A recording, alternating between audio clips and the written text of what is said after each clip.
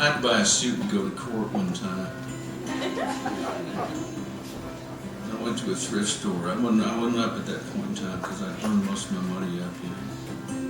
I had a lot of money for a long time, and that was something else. I hemorrhaged money for years. This particular court date, I didn't have judge stuff, so I got a beige leisure suit. Case dismissed. This guy thought I was just certifiable. He said, because, it really worked. It's a good point of defense. If you ever have to go to court and somebody's trying to get money out of you, if you show up in a beige leisure suit, the judge just goes, this guy don't have a nickel to his name. You were bell bottoms.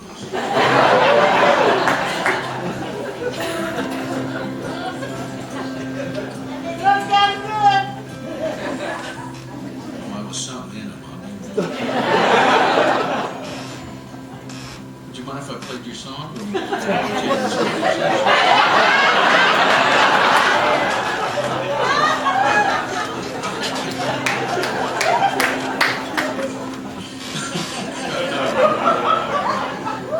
Everybody, come on, sing it out. This reminds me of a story.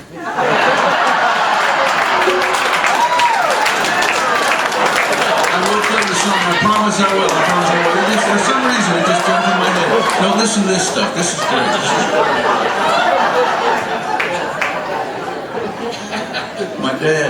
My dad worked at the Saratogian newspaper as a linotype operator.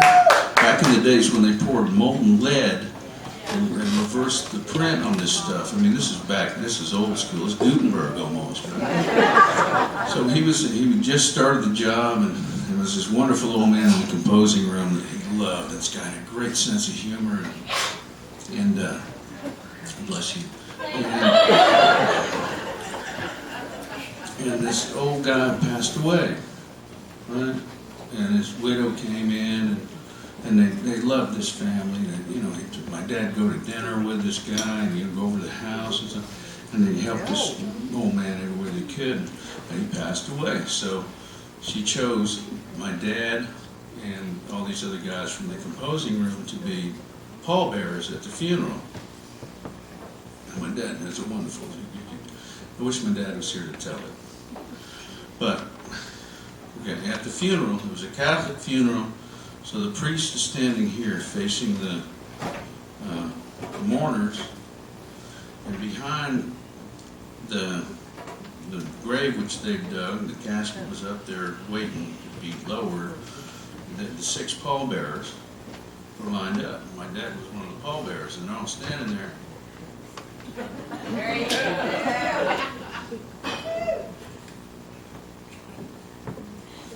And he says, this is like 1952, right?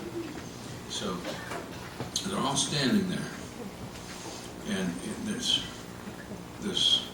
man who'd passed, his great aunt was in the front row, and she wore, back in those days, she had a hearing aid on a necessity, but it was like a transistor radio on a strap around her neck.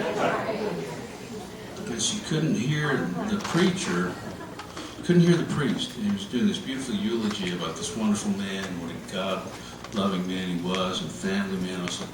And she started aiming it. He said, my dad, she picked it up, she started aiming it at the priest, going, and she couldn't hear what was going on, but what was going on was like, pew!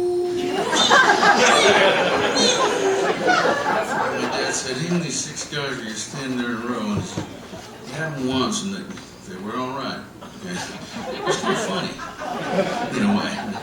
He said the second time it happened, he said the guy next to him, his shoulders rolled, and they all just fell out. They all just started patting each other on their backs, laughing at the wrong time.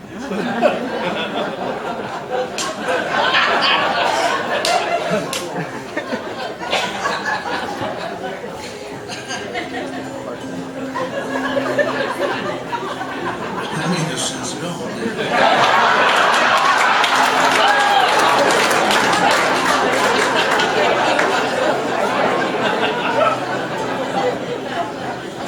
I was talking about playing a serious song. This